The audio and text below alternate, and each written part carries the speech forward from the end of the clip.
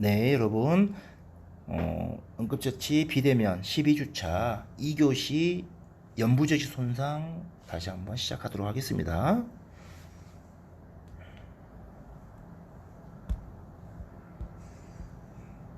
자, 두 번째 시간에는 이제 응급처치에 대해서 이제 계속 살펴볼 건데요. 이런 연부저시 손상이 있을 때 응급처치입니다. 먼저 이 개방성 상처의 기본적인 응급처치 원칙에 대해서 좀 살펴볼 건데요. 이렇게 오픈 인저리가 있을 때는 원칙은요, 첫 번째는 바로 지혈이에요. 지혈. 일단은 개방이 됐기 때문에 출혈이 심하겠죠. 그래서 첫 번째는 지혈, 그리고 그 다음에가 이제 오염 방지입니다. 오염 방지. 그리고 마지막이 바로 부목 고정입니다. 부목 고정.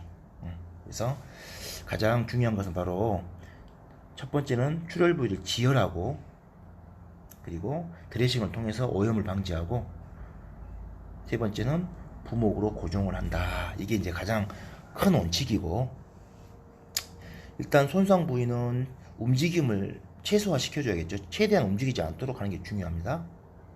이렇게 해야지만이 어떤 추가적인 조직 손상을 예방할 수가 있어요. 그래서 이를 위해서 우리가 일단은 익스포저를 해야 됩니다. 노출을 시켜야 되고, 의복이라든가 이런 걸 제거하고, 또 이런 의복을 제거할 때도 어때요? 뭐 이렇게 막 벗겨내거나 그러면 안 돼요. 위상을 입은 환자들은 최대한 신체 움직임을 최소화 시켜줘야 되기 때문에 항상 가위를 이용해서 이렇게 옷을 잘라야 돼요. 가위를 이용해서 의복을 제거하시고요. 그 다음에 상처 부위를 일단은 깨끗하게, 일단 상처가 너무 지저분하다 싶으면 일단 여러분들이 가지고 있는 생리식염수라든가 이런 것들을 이용해서, 또 마땅치 않다 그러면 생수 같은 것도 괜찮아요.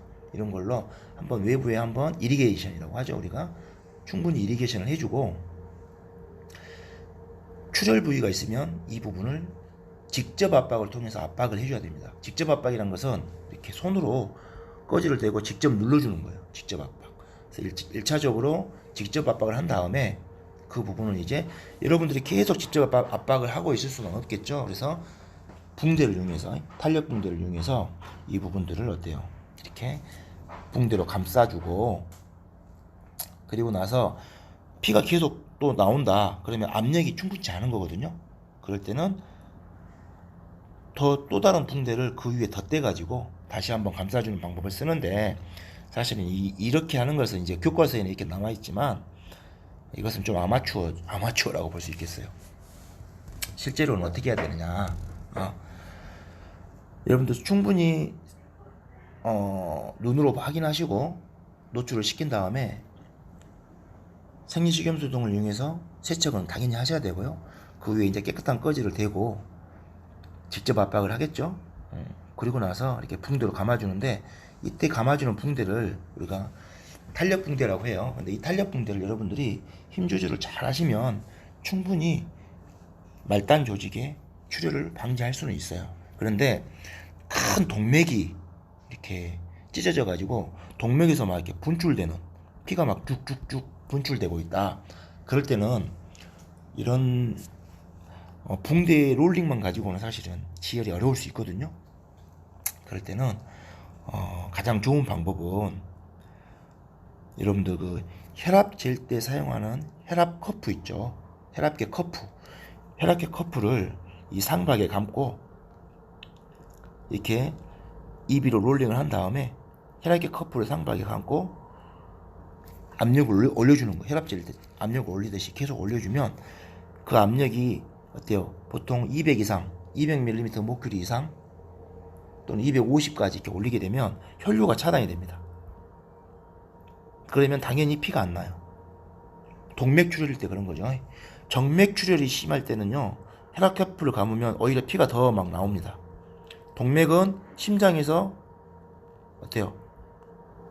우리가 프록시말이라고 해가지고 원위부 쪽에서 디지털, 그러니까 말단부 쪽으로, 근위부 쪽으로 이렇게 심장에서 이렇게 나가는 혈류고, 정맥은 심장으로 들어가려는 혈류이기 때문에 여기에 꽉 막아버리면 동맥 혈류는 차단되지만 정맥 혈류는 어때요?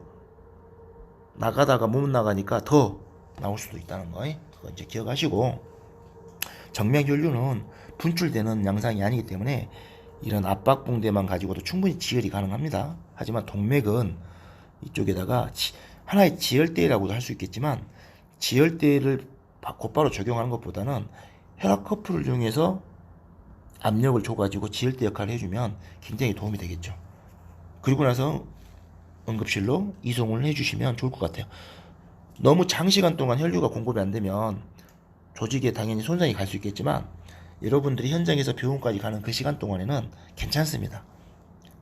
실제로 크게 문제가 안 되기 때문에 상관이 없고, 환자가 너무 아파한다 그러면 간단해요. 혈압계 커프의 압력을 좀 줄여주셨다가 혈류가 좀 통하고 다시 또 출혈이 생긴다 그러면 다시 조여주는, 이것들을 좀 반복해 줄 수도 있습니다. 그러면 좀 더 효과적으로 할 수가 있겠죠. 그 다음에 이쪽에 이 다친 부위를 일단 움직이지 않도록 고정을 해주는 게 굉장히 좋아요. 특히나 관절면이라든가 접히는 부분들은 반드시 고정이 좋습니다. 이때 이제 고정을 할 때 여기다가 이제 딱딱한 경성부목을 대는 것보다는 이렇게 어때요? 여기 보면 공기부목이라는 건데요. 이런 공기부목을 통해서 고정도 하면서 여기를 더 컴프레이션 효과를 더 높일 수도 있고요. 또는 패드부목 같은 걸 이용할 수도 있겠습니다. 자, 그리고 우리가 연부조직에서 가장 처음에 보셨던 찰과상, 어브레이션, 그리고 라서레이션, 열상의 처치는 가장 중요한 것은 상처 감염을 감소시키도록 여러분들이 세척을 하고 드레싱을 하는 거겠죠. 그래서 그리고 나서 드레싱 이후에 직접 압박을 통해서 압박을 하고, 마찬가지로 이게 또 공기 부목을 된다거나 아니면 우리가 일라스틱 밴데이지 그래가지고 탄력 붕대를 우리가 흔히 줄여서 EB라고 해요. EB. 앞으로 이제 선생님이 EB라는 표현을 많이 쓸 건데, EB를 통해서 롤링을 해주시면 돼요. 그리고 가장 중요한 거, 이거 가장 중요한 건데, 손상된 부위의 아래쪽에서, 그러니까 뭐 팔이 다쳤다 그러면 손가락, 뭐 종아리라든가 허벅지가 다쳤다 그러면 발가락, 여기를 우리가 이제 손상 부위의 원위부라고 표현하죠. 이쪽에서 감각, 센소리, 운동기능, 모토, 맥박 검사, 펄스 그래가지고 이걸 우리가 다른 말로 하면 PMS라고 합니다. PMS 측정을 꼭 해주셔야 돼요. 그래서 운동은 잘 되는지, 감각이 있는지, 신경적인 검사, 그리고 원위부 쪽의 맥박, 원위부 쪽이니까 레디얼 아터리 정도, 노동맥 정도를 만져가지고 서큘레이션의 유무, 또는 어때요? 페리페랄 리필을 통해서 관류의 유무, 이런 것들을 확인해 줄 필요가 있다. 그래서 PMS 반드시 기억하십시오. 모든 연부조직 손상이라든가 어떤 골절이 있을 때 환자들에게는 어떤 처치를 하기 전에 PMS를 하시고, 처치 후에 꼭 다시 한번 PMS 검사를 통해서 상태를 평가하셔야 된다. 굉장히 중요합니다. 자, 다음은 이제 천자상인데요. 천자상은 이제 간통이 될 수도 있고 박혀 있을 수도 있겠죠. 일단은 의식이 있다 그러면 환자를 좀 안심시키고, 예를 들어서 뭐 총상 같은 경우에는 어때요? 우리나라에서는 흔치 않지만 외국에서는 굉장히 총상이 많죠. 그래서 이제 이 교정에서는 총상에 대해서 언급을 좀 많이 하고 있는데, 우리나라에서는 그렇게 흔치는 않겠죠. 주로 이제 뭐 칼이라든가 아니면 어떤 뭐 철근이라든가 이런 것들에 의한 천자상이라든가 간통상은 우리가 많이 목격됩니다. 일단 이런 간통상이 있을 때 기본적으로 환자가 간통된 위치가 어디냐에 따라서 많이 틀리겠죠. 사지다 그러면 생명에는 크게 지장이 안 되겠지만, 흉부라든가 복부 쪽이다 그러면 굉장히 또 어려울 수가 있기 때문에 이때는 중증 이상으로 반드시 평가를 하셔야 되겠죠. 우리가 기억나신가요? 중증 환자의 중증도를 분류하는 기준이 환자의 의식이라든가 이 발탈을 보고, 그리고 나서 두 번째로 해부학적, 눈으로 보이는 해부학적인 손상, 그 중에 이런 간통상은 중증이죠. 바로 스쿱 앤 런에 해당되는 상황이 되겠네요. 자, 그리고 그렇다면 이 환자는 이제 의식이 처지는지도 잘 살피시고, 혈압이라든가 맥박 이런 것들에 대해서 감시할 수 있는 모니터링을 장착을 하시고, 그리고 고농도의 산소를 주면서 ABC를 하셔야 돼요. ABC 순서대로. 그리고 환자를 필요하다면 고중하시고 이송을 하는 게 이제 원칙이 되겠네요.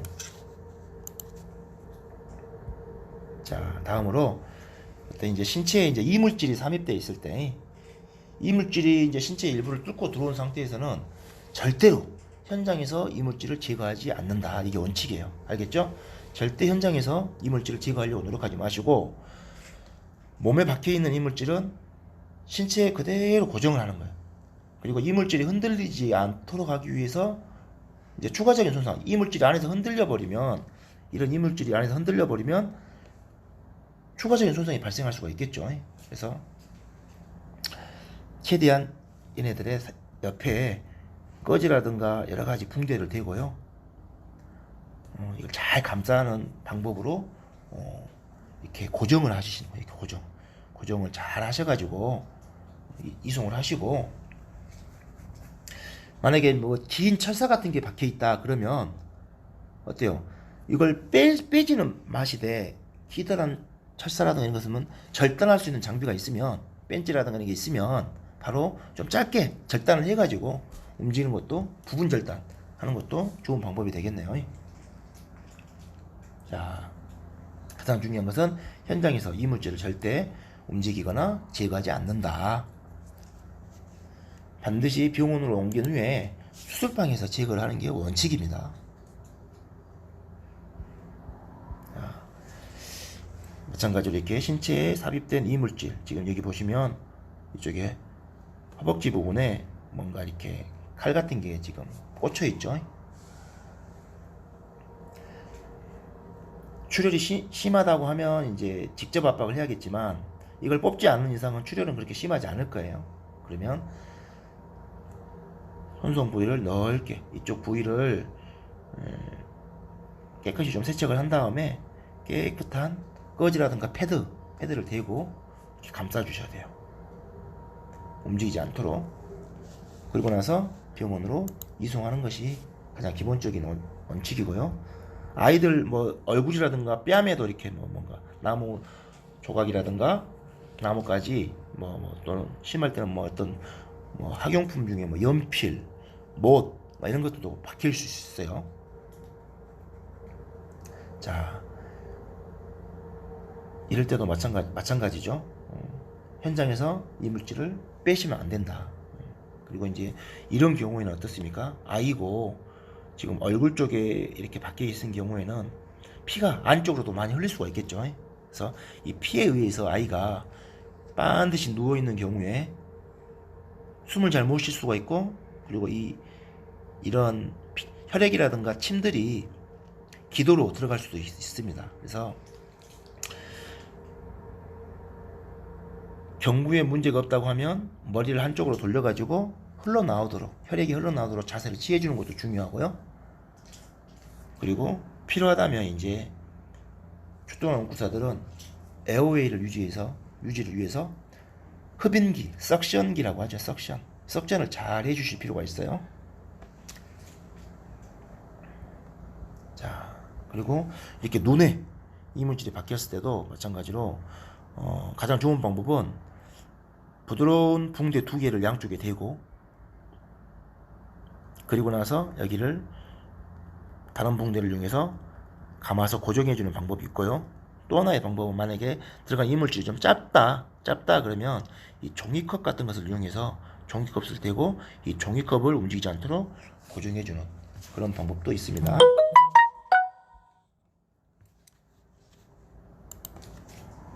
반드시 이제 이럴 때는 환자를 잘 안심시키면서 이송을 하셔야 될 것 같고, 자, 다음으로 이제 결출상이 있거나 또는 절단상이 있을 때 응급처치입니다.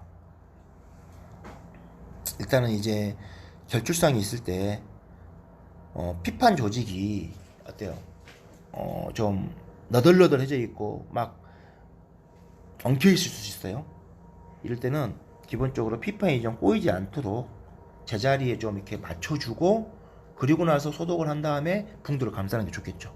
막 너덜너덜해져 있는데 그대로 그냥 이렇게 감추듯이 감싸면 안 되고요.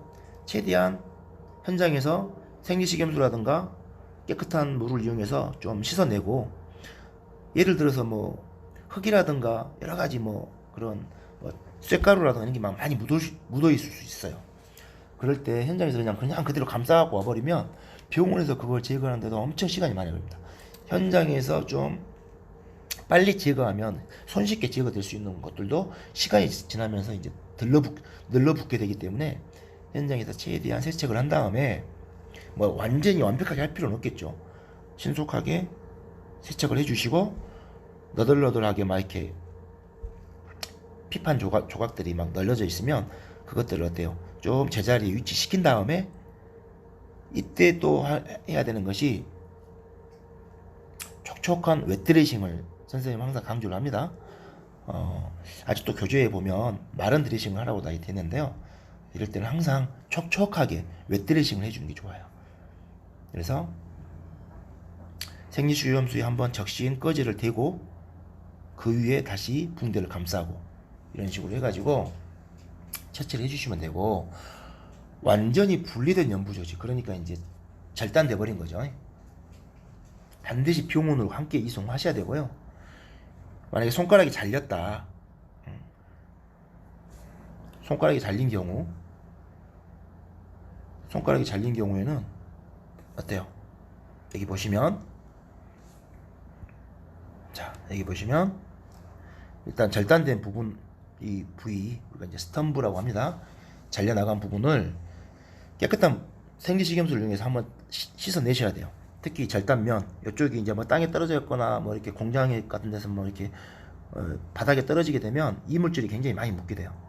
그대로 하지 마시고, 아무튼 현장에서 깨끗한 수돗물도 괜찮고 생수도 괜찮아요. 그리고 가장 좋은 것은 생리식염수, 크린주어라고 하는 생리식염수가 있습니다. 식염수, 이걸 이용해서 여러분들 이제 글러브를 반드시 끼시고, 글러브를 끼신 다음에 여기를 깨끗이 씻어내 주셔야 돼요. 쫙 씻어내 주시고, 그리고 나서 깨끗한 꺼지 있죠, 꺼지. 깨끗한 꺼지를 한두 장 빼셔가지고 깨끗한 꺼지를 한번 물에 적시세요. 생리식염수에 적시신 다음에 꾹 물기를 짜내고 촉촉한 상태에서 이 절단된 신체 부위를 꺼지에 감쌉니다. 이해되시죠? 꺼지에 감싼 다음에 이렇게 꺼지에 감싼 상태에서 다시 비닐봉투에 집어 넣으셔야 돼요. 비닐봉투에 넣으셔야 되는데, 만약에 비닐봉투가 현장에서 구하기가 힘들다, 그러면 좋은 방법이 있습니다. 뭐냐? 여러분들이 지금 글러브를 끼고 있죠. 글러브는 방수가 되는 기능이 있잖아요. 그래서 글러브를 낀 상태로 이 작업을, 첫 번째 작업을 하시고, 얘를 손으로 딱 감싼 상태에서 그대로 글러브를 벗어요. 그래서 글러브 속에 감싸는 거예요. 그리고 나서 그 글러브를 한번 매듭을 지어주시면, 병원에서 쓰는 라텍스 글러브도 되고요, 또 우리가 주방에서 쓰는 폴리 글러브라고 하고 비닐 장갑 있죠. 이런 것도 충분히 가능합니다. 이해되시죠? 절단물을 촉촉하게 물기가 있는 한번 꾹 짜낸 꺼지에 감싸서, 이 감싼 상태에서 여러분들이 이 조직을 글러브 낀 손으로 잡고 그대로 글러브를 벗어낸다. 그러면 어때요? 글러브 속으로 들어가겠죠. 이 상태에서 어떻게 합니까? 이제 얼음이 든 용기 또는 아이스박스라든가 이런 데다가 얼음 반, 물 반, 알겠죠? 얼음만 넣고 바로 넣으시면 안 돼요. 얼음을 넣고 거기에 물을 부어서 얼음 반, 물 반을 만든 얼음물에 담그셔야 돼요. 그런데 이렇게 방수를 안 시키고 절단물을 그대로 그냥 얼음물에 담가버리면 어떻게 되겠습니까? 이 조직들이 수분을 먹고 굉장히 탱탱 부어버리겠죠. 그러면 나중에 병원에서 이 붓기가 완전히 빠질 때까지 기다렸다가 붙여야 돼요. 봉합을 해야 됩니다. 이해되시죠? 그러니까 절대 수분은 유지하되 가장 중요한 것은 촉촉하게 유지하면서 시원하게 유지해. 시원하게. 그래서 이렇게 얼음물에 넣는 거고, 그런데 방수를 반드시 시켜야 돼요. 그래서 이 조직은 시원하되 직접 물이라든가 얼음이 닿아서는 안 된다. 이게 이제 키포인트가 되겠네요. 이렇게 하셔가지고 보관을 하신다면, 이게 왜 중요하냐면, 예를 들어서 작업 현장이 저기 뭐 바닷가라든가 해남이라든가 어디 저기 어디요, 막 완도 있는 섬 막 이런 데서 작업을 하시다가 손가락이 절단됐어요. 그러면 이걸 보관을 해가지고 봉합 수술이 가능한 병원으로 오려면요, 그 근처에서 안 되는 경우가 많습니다. 그래서 강주로 온다거나 이렇게 오야 되는데, 거기에서 배 타고 구급차 타고 오면 두세 시간씩 걸릴 수도 있겠죠. 그동안에 어때요? 날씨가 더운 여름날 이 상처가 부패해버리면 안 되겠죠. 그래서 시원하게 보관하고 방수를 잘 시켜야지만이 오자마자 바로 최대한 빨리 수술을 할 수가 있다. 그게 이제 우리 응구사들의 역할인 겁니다. 이해되시죠? 네. 이 부분은 굉장히 중요하니까 선생님이 좀 설명을 디테일하게 좀 했습니다. 자, 다음으로 목에 개방성 상처가 있을 때 어떻게 해야 될까? 목에는요, 큰 혈관들이 있어요. 목동맥, 카로티드 아터리라고 하는 목동맥이 있고, 그리고 이 목정맥도 굉장히 커요. 여기가 만약에 찢어지게 되면 엄청난 양의 출혈이 생기고 생명에도 지장이 가겠죠. 일단 동맥출혈은 여러분들 딱 봤을 때 색깔이 선홍색입니다. 여러분들이 출혈이 딱 생겼을 때 딱 보고 이게 동맥에서 나는 출혈인지, 동맥 혈관이 터져서 나는 출혈인지, 정맥에서 나는 출혈인지를 구분할 줄 알아야 돼. 그것도 구분 못하는 의료인들이나 응급구사들이 있습니다. 많아요. 굉장히 많아요. 첫 번째는요, 동맥 출혈의 양상에서 먼저 색깔 중요합니다. 색깔 자체가 선홍색이에요. 굉장히 맑은 선홍색이고, 정맥 출혈은 주로 암적색이죠. 암적색. 좀 시커먼 색. 그건 기본적으로 알고 있죠. 그리고 동맥 출혈은 분출이에요. 분출. 죽. 근데 이때 나오는 분출이, 정맥도요, 큰 혈관이면 분출합니다. 쭉쭉 나와요. 대부분 이렇게 모세혈관 출혈 같은 경우는 쫄쫄쫄 흐르기만 하지만, 큰 혈관 있죠. 여러분들 막 헌혈할 때 사용하는 큰 혈관들 있잖아요. 그런 혈관들은요, 진짜로 피가 막 쭉쭉 새요. 그런데 분출을 같은 분출이라도 하더라도 동맥 출혈은 비트 펌핑이 뭐예요? 우리 맥박에 맞춰서, 맥박수가 만약에 분당 100회다 그러면 뚝뚝뚝뚝, 이 비트에 맞춰서 피가 쭉쭉쭉쭉 나온다는 특징이 있겠죠. 조그만 혈관에서도 동맥, 손가락에 있는 동맥이 나가도 비트 펌핑을 합니다. 뿍뿍. 잘 보시면 이게 분출을 하는데 비트 펌핑이냐 아니면 그냥 쭉 나오는 분출이냐, 이걸로 여러분들이 봤을 때 비트 펌핑이 있는 거는 동맥 출혈이다. 그리고 큰 혈관의 동맥 출혈의 이 분출은요, 막 정말 수도꼭지 들어놓은 것처럼 막 1m씩 쭉쭉 나오기도 하니까요. 여러분들, 그것은 엄청난 이 실혈량이 있다는 거니까 반드시 감안하셔야 됩니다. 자, 아무튼 목에 상처가 있을 때는요, 가장 중요한 건 에어웨이입니다. 목에서 난 출혈로 인해서 환자가 입 안쪽에도 출혈이 굉장히 심할 수 있고, 기도가 출혈이라든가 이런 덩어리들이 생기면서 막힐 수가 있기 때문에 반드시 기도가 잘 열려 있는지 확인하시고, 혹시라도 입 안쪽에 이물질이 많다 그러면 흡인을 통해서 반드시 제거를 해주셔야 되고, 지속적으로. 일단은 상처에 폐쇄성 드레싱을 좀 적용을 해주셔야 되고요. 이때 사실은 이제 목 주위에 있을 때 이 출혈을 막기 위해서 직접 압박도 해야 되지만, 필요한 압력을 동원해 가지고 붕대로 드레싱 고정을 해야 되거든요. 이때 이제 가장 중요한 게, 이 그림을 보시면 이렇게 목에서 출혈이 있다 그러면 장갑을 반드시 끼고 거즈를 대고 직접 압박을 해주셔야 됩니다. 이렇게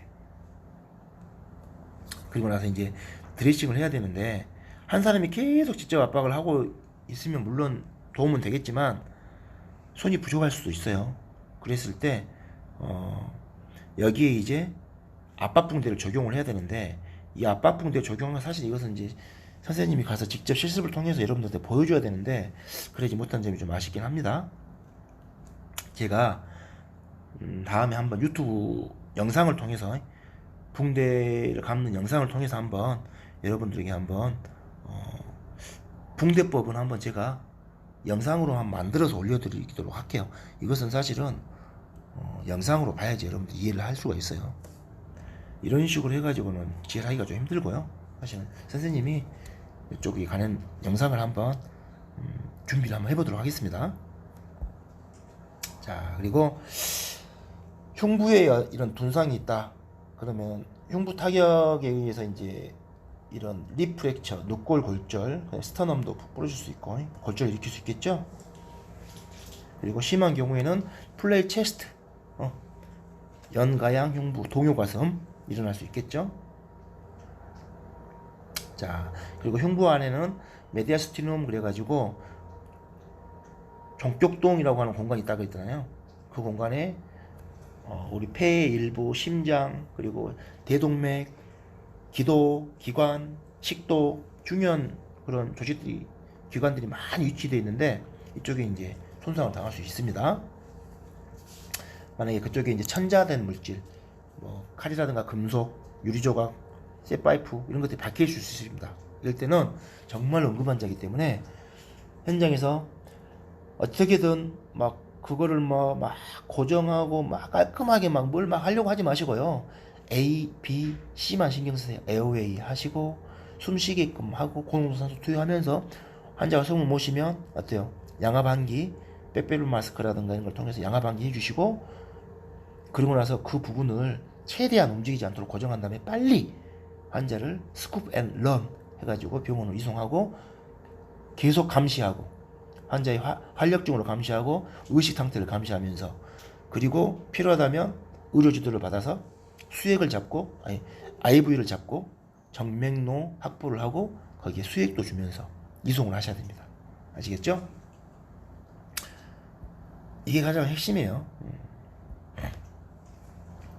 연가양 흉부, 아까 말씀드렸던 동요가슴이 있을 때 2개 이상의 늑골이 연속적으로 주르륵 부러졌을 때 가슴이 어때요? 비가역적으로 이렇게 그 뭐예요?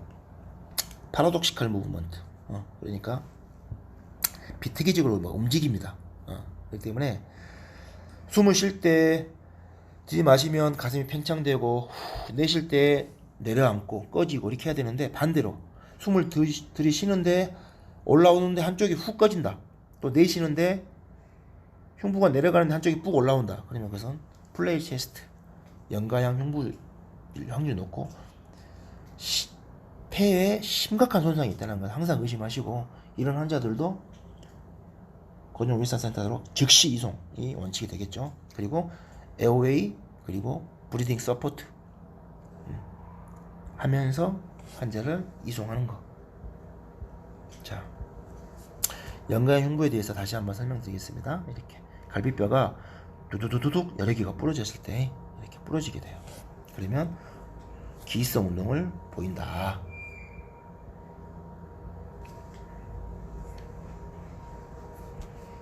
자, 항상 이런 환자들은 호흡곤란이 있기 때문에 쇼크가 올 수 있고 또 저산소증이 올 수 있습니다. 숨을 잘 못 쉬니까 바로 스코프론 해주시고요.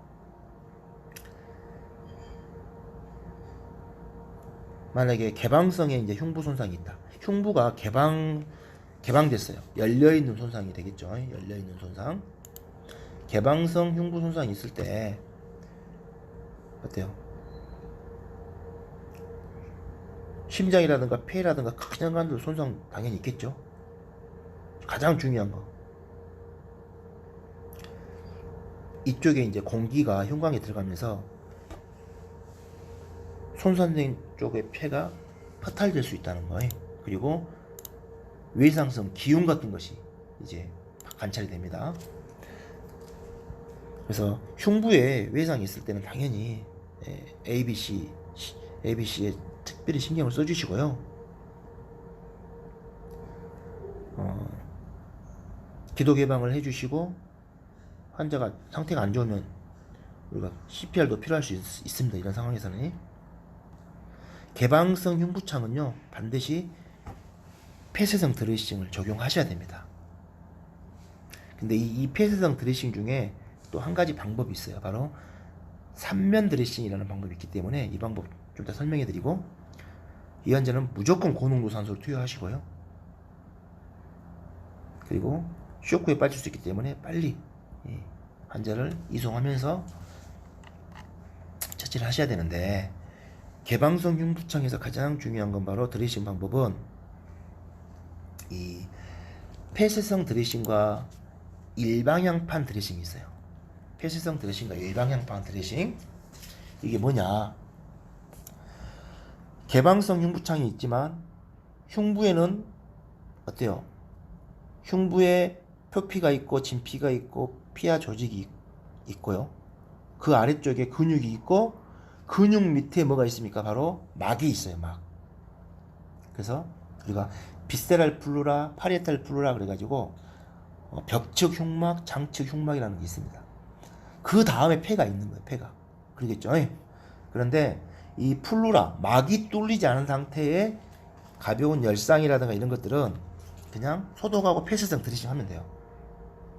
그런데 막이 뚫려버렸다, 폐를 싸고 있는 막이 뚫려버렸다, 그것은 기흉이 생길 수 있습니다. 숨을 쉴 때마다 외부 공기가 막 어때요? 그 상체를 통해서 들어가 버릴 수가 있어요. 이해되시죠? 이럴 때 우리가 해줄 수 있는 게 바로 일방향판 드레싱이에요. 그냥 막이 뚫리지 않은 상태에서는 폐쇄성 드레싱을 해주시면 되지만, 그럼 이걸 어떻게 구분되느냐? 환자가 숨을 쉴 때 외부에 상처가 있기 때문에 흉벽에 피가 나와 있겠죠? 그런데 환자가 숨을 쉬는데 피에서 거품이 발생한다, 버블이 생긴다. 그것은 공기가 밖으로 막 새어 나오고 있다는 뜻이고, 그것은 어때요? 막이 관통됐다는 뜻이에요. 환자가 숨을 쉬는데 봤더니 상처는 있지만 그냥 피만 난다, 그 상처가 그렇게 깊어 보이지 않는다. 그러면 어때요? 폐쇄성 드레싱. 그런데 피가 나고 있고 그 피가 보글보글 숨을 쉴 때마다 어때요? 공기방울이 막 일어난다. 그러면 그것은 오픈이 완전히 된 거니까 일방향판 드레싱을 해주셔야 된다. 이게 원칙이고요. 그렇다면 이제 일방향판 드레싱이 뭔가, 바로 이렇게 하는 게, 이렇게 여기 보시면 상처가 있는데 여기를 어때요? 여러분들이 이제 비닐 같은 거 있죠. 비닐이라든가 아니면 이제 이런 게 없으면 어떻게 쓰냐면, 여러분들 그 글로브라든가 이런 장갑 같은 걸 싸고 있는 포장지가 대부분 또 비닐로, 한쪽 면이 비닐로 되어 있는 게 많아요. 그런 비닐들, 이런 것들을 이용해 가지고 딱 대시고요.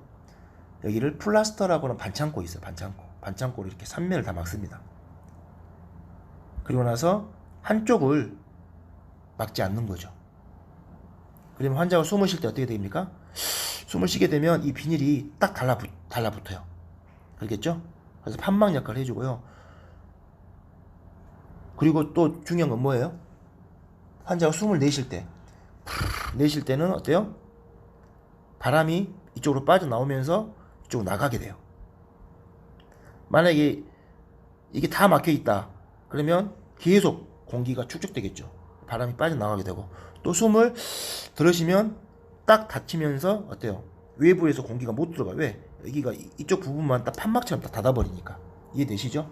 그래서 이렇게 3면을 폐쇄하는 드레싱을 해주는 것이 이제 기본적인 원칙이고요. 이것은 사실은 이제 가장 기본이고, 좀 더 우리가 더 어드밴시드한 응급처치를 할 때는 가슴에 이제 바늘을 꽂는다거나, 병원 내에서는 이제 어때요? 튜브를 삽입해 가지고 이렇게 공기라든가 이런 것들을 빼줄 수가 있겠죠. 자, 그리고 이런 공기 가슴증, 기흉이 있을 때 특히나 이 긴장성 기흉, 공기 가슴증이라고 합니다. 갑자기 그냥 확 공기가 차버리는 텐전 뉴모소락스라고 해요. 우리가 공기 가슴증을 뉴모소락스라고 한다겠죠. 그리고 혈액 가슴증은 뭐겠어요? 혈액 헤모소락스, 뉴모소락스, 헤모소락스. 대부분 다쳤을 때 헤모뉴모소락스 같이 와요. 같이 오긴 하지만 혈기흉이라면 혈기흉, 헤모뉴모소락스 혈기흉. 그리고 외상성 질식, 이건 뭐예요? 흉부에 간통상이 있거나 간통이 됐거나 또는 이런 오픈 운도가 있는데 아까처럼 공기들이 꽉 안쪽에 차가지고 폐를 눌러버려가지고 숨을 못 쉬는 이런 질식 또는 심낭 압정, 그리고 이 대동맥 손상 같은 큰 생명을 바로 앗아갈 수 있는 이런 문제들이 있다. 자, 먼저 공기 가슴증 볼까요? 기흉은요, 그림을 보면서 한번 봅시다. 이런 식으로. 자, 이게 정상폐예요. 정상폐. 그 폐를 싸고 있는 막이 있다겠죠. 막 폐를 싸고 있는 막이 있고 벽 쪽에도 막이 있어요. 얘가 뚫린 거예요. 또는 얘가 터진 거예요. 그랬을 때 여기서 공기가 이렇게 샌다거나 아니면 외부에서 공기가 들어온다거나, 여기는 막혀 있는데 여기가 터졌을 경우에는 여기서 이제 바람이 새요. 숨을 쉴 때마다 공기가 다시 나가줘야 되는데 여기 새버리는 거예요. 여기에 공기가 들이차는 거예요. 그래서 폐가 이렇게 찌그러드는 거. 여기 다 공기 가슴증이라고. 기흉. 이해되시죠? 자, 다음 그림 보시면 아이들도 이렇게 뉴모소락스가 오고요. 공기가 꽉 차가지고 폐가 이렇게 찌그러져 있는 거예요. 폐가 이만해야 되는데 이렇게 찌그러져 있고, 성인도 마찬가지예요. 폐가 이렇게 양쪽에 커야 되는데 공기가 꽉 차가지고 폐가 이렇게 찌그러지게 됩니다. 그리고 너무 더 심한 압력으로 하게 되면 이게 밀려. 점점 이쪽으로 밀려. 그래서 이 기관이죠, 기관이 편이 돼, 편이. 이 그림처럼이 기흉이 너무 심하면 폐도 찌그러지지만 이 기관이 반드시 일자로 있어야 되는데 이게 한쪽으로 밀리게 되고요. 기관편이라고 합니다. 트라케아 데비에이션이라고 하고요. 이 심장도 눌리겠죠. 특히나 이 대동맥 같은 거, 대정맥 이런 데가 눌러버리면 피가 잘 못 들어오고, 환자는 폐쇄성 쇼크라고 합니다. 폐쇄성 쇼크에 빠져가지고 사망할 수도 있다. 이걸 우리가 기흉이라고 합니다. 기흉. 그래서 기흉 처치는 어떻게 하느냐? 바로 이 공기를, 폐를 지금 찌그러뜨리고 있는 혈흉이라든가 혈용 처치도 마찬가지죠. 혈용. 이것은 이제 피가 차가지고 폐를 찌그러뜨린 상태. 피가 차가지고.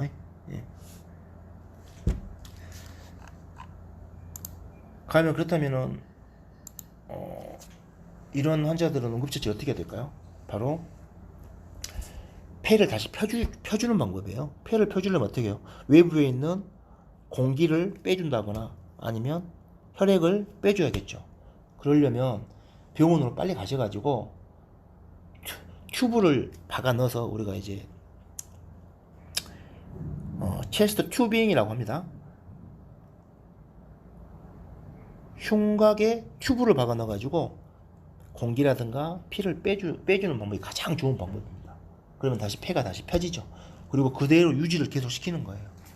좋아질 때까지. 현장에서는 어떻게 하느냐? 최대한 빨리 환자에게 고농도 산소를 주면서 이송하되 기흉이 너무 심해가지고 환자가 정말 쇼크에 빠진다. 그럴 때는 바늘 감압술이라는 걸 하셔야 돼요. 바늘 감압술. 바늘 감압술이라는 것은 사실은 이제 우리 1급 응급사 업무 범위에 지금 포함되어 있지는 않는 술기인데요. 환자가 그거 하지 않으면 죽는 수가 있어요. 그래서 지금 그런 부분에 대해서 업무 범위를 지금 계속 확장시키려고 노력을 하고 있는데, 우리나라는 다행히 병원들이 많고 병원과의 거리가 좀 작기 때문에 그나마 다행이죠. 하지만 외국 같은 경우, 미국 같은 경우도 병원까지 가려면 뭐 1시간 이상 걸리는 수가 있기 때문에 그걸 하지 않으면 환자가 죽어요. 그래서 현장에서 바늘 감압술 같은 것들을 할 수가 있습니다. 바늘 감압술에 관해서는 오늘 시간이 좀 부족하니까요. 다음 시간에 한번 또 살펴보도록 할게요. 자, 오늘 한번 쭉 살펴봤는데 이제 마무리로 몇 개만 더 살펴보겠습니다. 일단은 이제 이렇게 흉곽내 손상이 있게 되면요, 위해상선 지식이 있다겠죠. 그래서 갑작스럽게 흉부가 압박되게 되고, 흉부가 눌리게 되면요, 여기 보시면 대표적인 특징들이 바로 눈이 좀 튀어나올 수 있고, 경정맥 팽대, 이건 목경자를 쓴 거예요. 그래서 목정맥이라고 보시면 됩니다. 우리가 저글라 비너스, 저글라 베인이라고 하는데, 저글라 베인, 이 저글라 베인, 이 앵거지먼트 또는 저글라 베인 디스텐전이라고 표현하죠. 목동맥이 빵빵하게 붙는 경우, 이런 것들이 있을 때는 우리가 안쪽에 지금 많이 눌리고 있다라고 생각을 해야 되고,